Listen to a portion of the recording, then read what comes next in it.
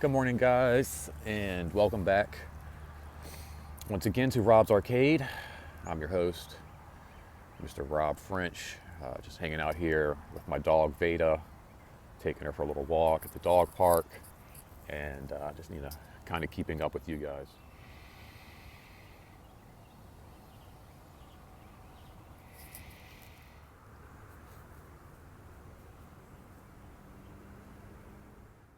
Rob's Arcade, Rob's Arcade, where the games get played and the games get saved so they can be played on another day. Rob's Arcade.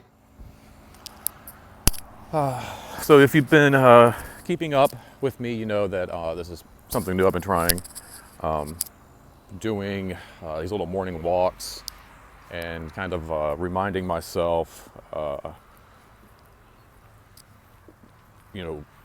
what I want, what I'm, really dealing with this alcohol addiction of mine, and keeping it fresh in my head. I mentioned a little bit yesterday on my walk that I think it was always something I knew that was in like the back of my head, but it was nothing that I ever really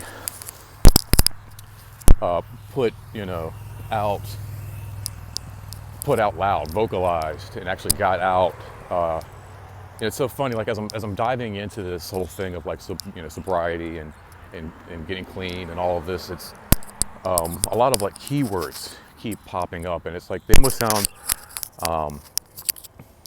somewhat like cliche in a sense, where it's like something you might even, I don't know, catching like a sitcom. The whole like, oh, the first problem of of an addiction is like admitting you have a problem.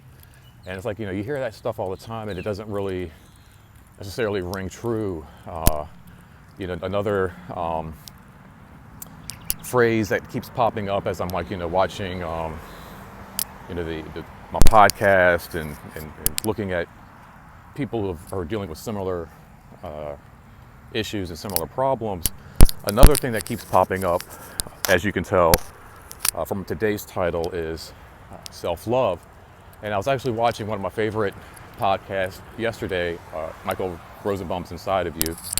And he always has great guests on there, and a lot of them talk about not just like what movies they've been working on and what it was like working with this actor or that actor, but a lot of times they will open up about their own personal experiences with drugs and alcohol and abuse and different things of that nature.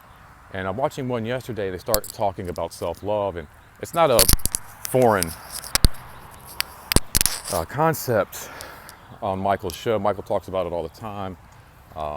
He has that BetterHelp, and I think it is BetterHelp. It's not BetterHelp. It's BetterHelp app that he mentions all the time to get some counseling for whatever you need, whether it's like couple counseling or individual or what have you.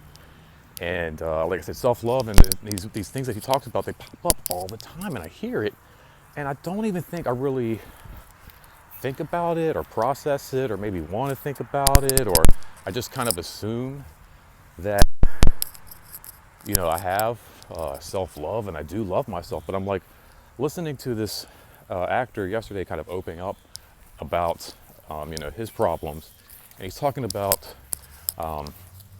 self-love and what it means, and how he found it.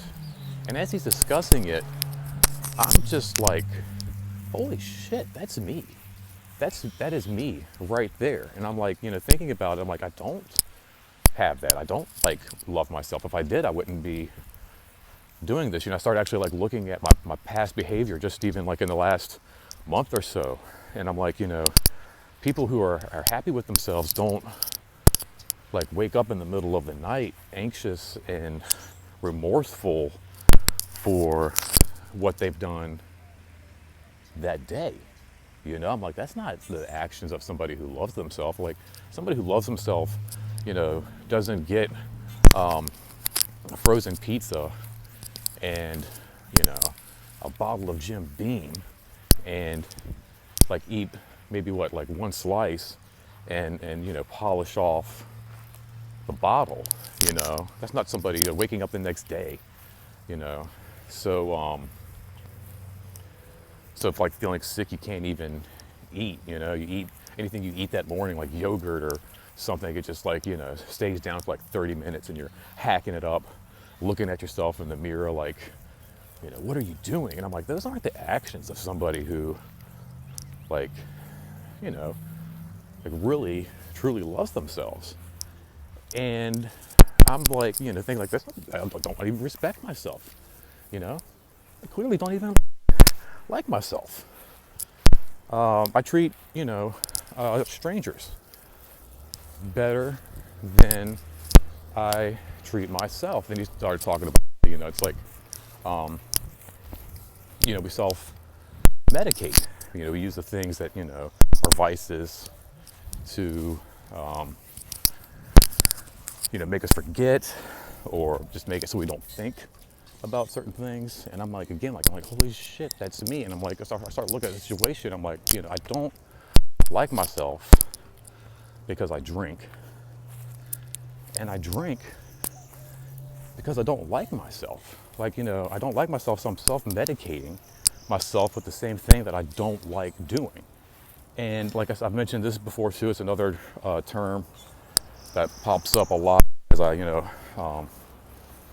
read about this and like I said, try to follow other people and share their stories, going through the same thing.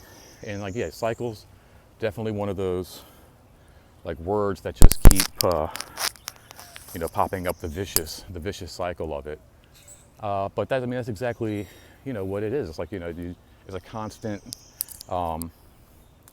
repeat. I don't like myself because I drink, and then I drink because I basically just don't like myself. If I'm drinking, I'm not thinking. I'm not analyzing myself.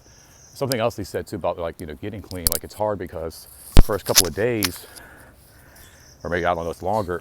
You start getting clean, and you start like all the things you've been pushing back suddenly start coming to the foreground. Like you've been pushing it back for so long, and now it's all starting to kind of like flood back.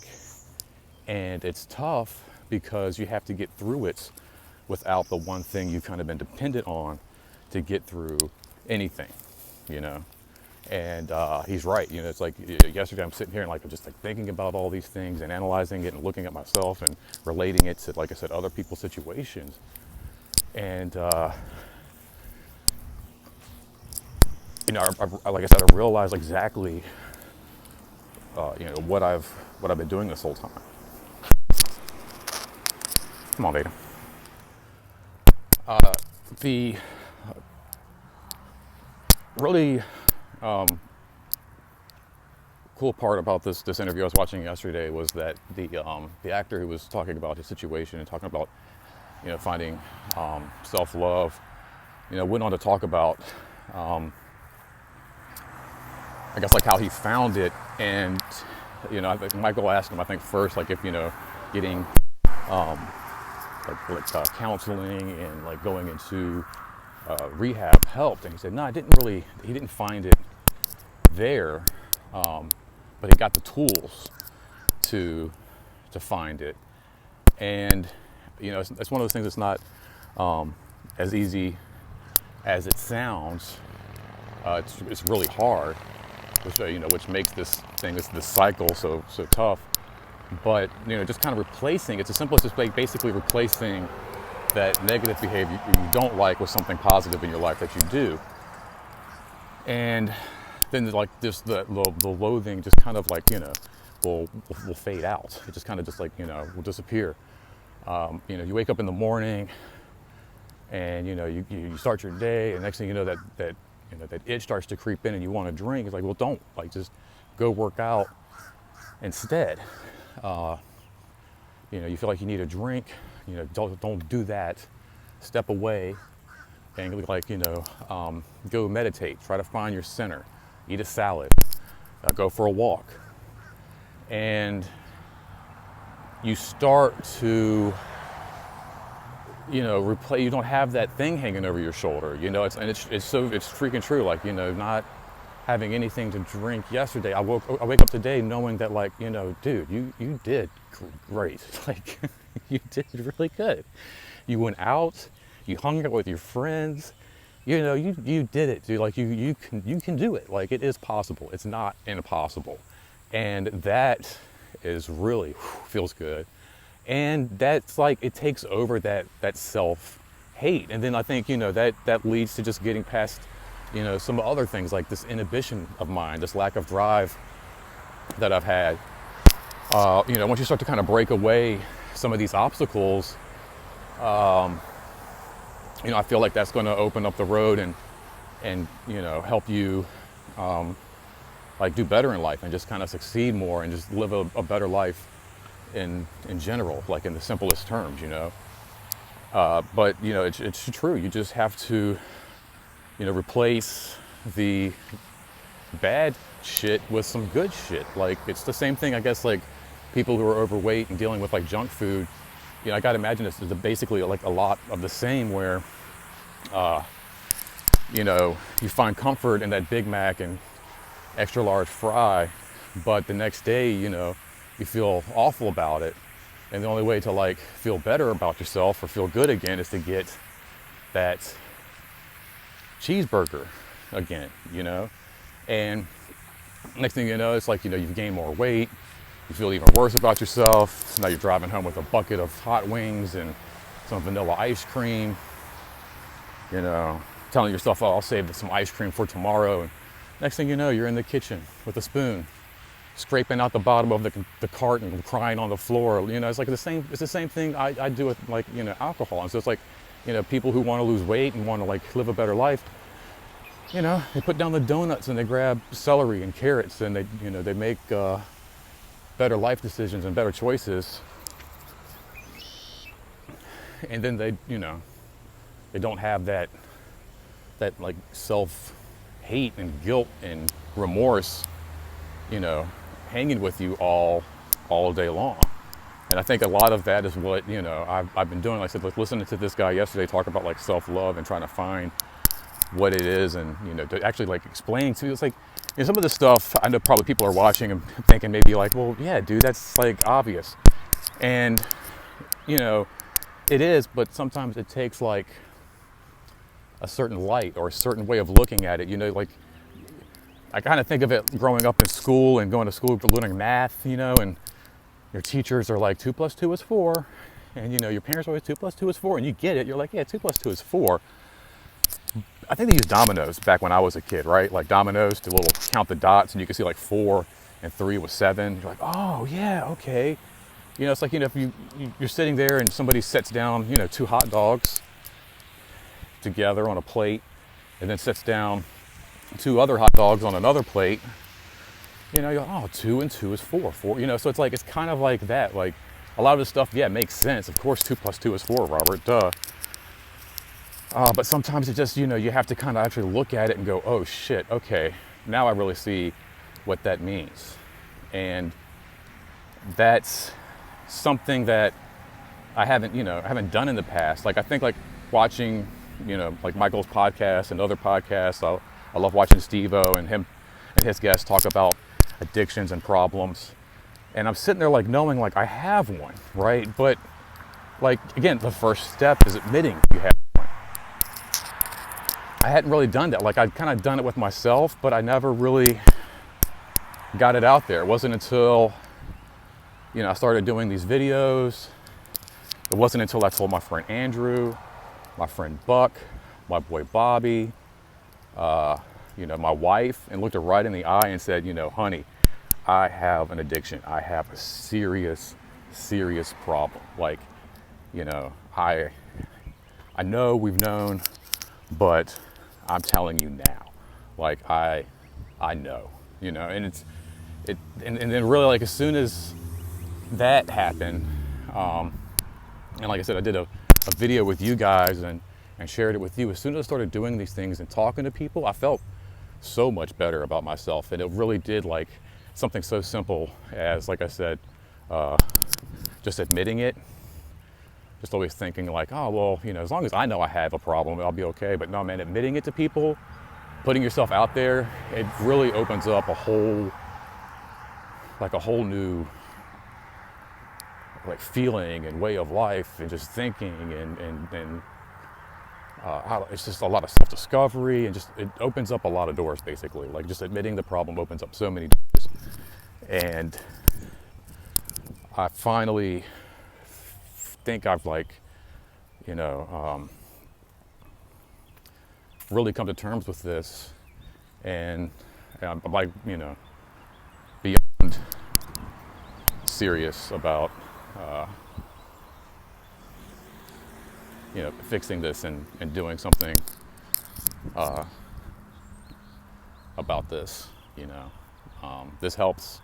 Just again, just a daily reminder, letting myself know, letting you guys just know how I'm doing, makes me feel better.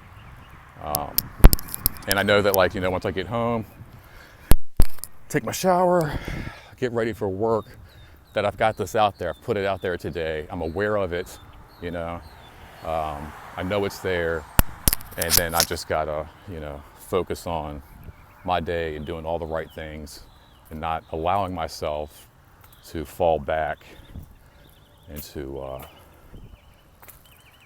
my past behaviors. So wish me luck, guys. I'm keeping track, keeping myself accountable. I think I've read it takes about 8 days for alcohol to completely leave your system. So, I'm taking it day by day. I'm pushing for 8 days. I'm like, let's see if we can just get it out of my system, right? And then from there, we're gonna go, let's try 2 weeks, man. And then we're gonna try a month, man. And then we're gonna try, a full year, baby. It's ironic, it was like St. Patrick's Day. the day of drinking. And I'm like, nah, I'm good, no more. No mas. Oh man. Anyway, guys, thanks for hanging out. Thanks for listening to me here. Thanks for being here for me. Thanks for letting me be here for you. And, feel free to leave some comments down below. Love hearing from you guys. Make sure you give me a thumbs up. Give me a little support there, guys. Give me a thumbs up. Let me know I'm doing the right thing. Let me know I'm doing good. A little pat on my back, man. Make sure you share the video. You might know somebody who's, like I said, dealing with something similar. You're not really sure how to talk about it with them, and this could be a great way to kind of break the ice on the subject. Hey man, I've been wanting to talk about this for a while and wasn't really sure how to do it. Maybe you should watch,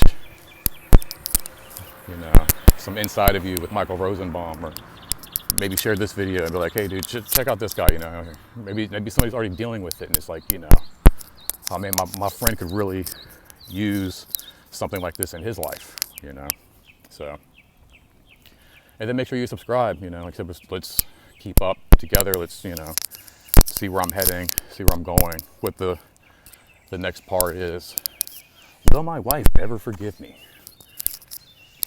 Will I make it through? It's scary. It's the thing day by day. So, remember guys, it's not goodbye. Simply to be continued. Until next time, don't spend that quarter anywhere else. Thank you so much guys for hanging out. It means so much. And I will talk to you soon. Take care. Peace.